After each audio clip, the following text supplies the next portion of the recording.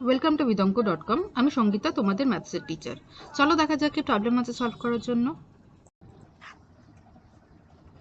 মহিদুল পাড়ার হাসপাতালের 100 জন রোগীর বয়স নিচে ছকে লেখা হলো। ওই 100 জন রোগীর গড় বয়স হিসাব করে লিখি। আচ্ছা, বয়স এবং রোগীর সংখ্যা টেবিলে দেওয়া আছে। আমরা টেবিলটাকে আবার রিড্র করি। আচ্ছা, বয়স দেওয়া আছে বছরে, ঠিক আছে। রোগীর সংখ্যা,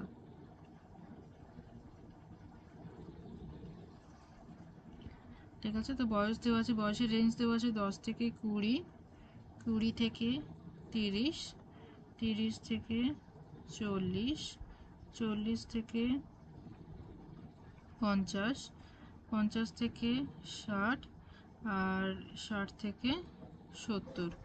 রোগীর সংখ্যা দেওয়া আছে 12, 8, 22, 20, 18 আর 20, ঠিক আছে। আচ্ছা, রোগীর সংখ্যা যেটাকে আমরা বলছি ফ্রিকোয়েন্সি বা পরিসংখ্যা, সেটা হচ্ছে এটা।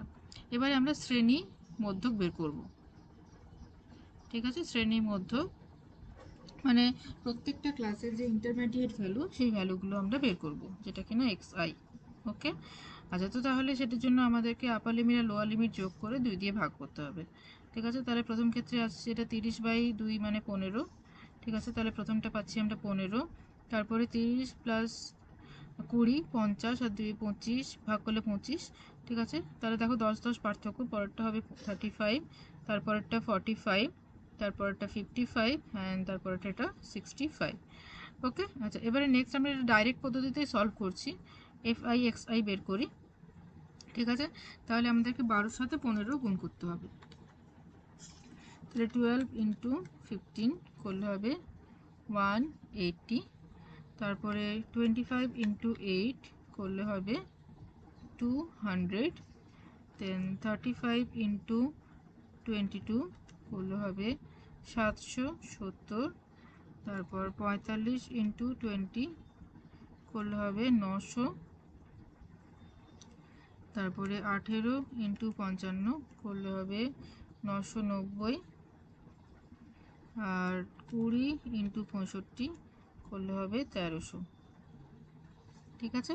আচ্ছা, এবারে আমরা কি করব, এই সামেশন অফ fi xi কে আমরা যোগ করব, ঠিক আছে। তাহলে সামেশন অফ fi xi বের করব, তো তার জন্য এগুলো সমস্ত আমরা যোগ করব।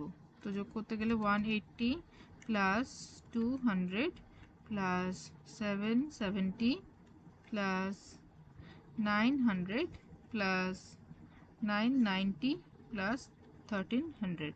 তো যখন আমরা যোগ করছি তাহলে আসছি 4340, ঠিক আছে।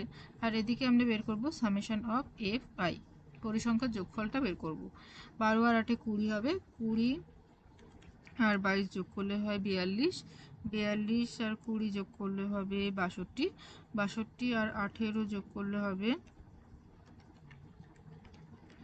80, 80 আর 20 যোগ করলে হবে 100, ঠিক আছে। তাহলে fi পড়লো 100। তাহলে প্রত্যক্ষ পদ্ধতিতে যদি সলভ করি, এটা হবে summation of fi xi by summation of fi। তাহলে দেখো এটা হচ্ছে 4340 ডিভাইডেড বাই 100। তাহলে যদি ভাগ করা হয় তাহলে আসছে 43.4, ঠিক আছে। তাহলে প্রত্যক্ষ পদ্ধতিতে যদি সলভ করি তাহলে কি বেরোচ্ছে, যে এই 100 জন রোগীর গড় বয়স হিসাব করে পাওয়া যাচ্ছে 43.4 বছর, ঠিক আছে। তাহলে 100 জন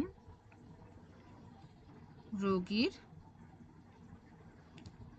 গড় বয়স 43.4 বছর। So this is our answer. Thank you for watching বিদঙ্ক.com। অঙ্কের আরও প্রবলেম এবং সলিউশনের জন্য আমাদের ওয়েবসাইট অবশ্যই ব্রাউজ করো।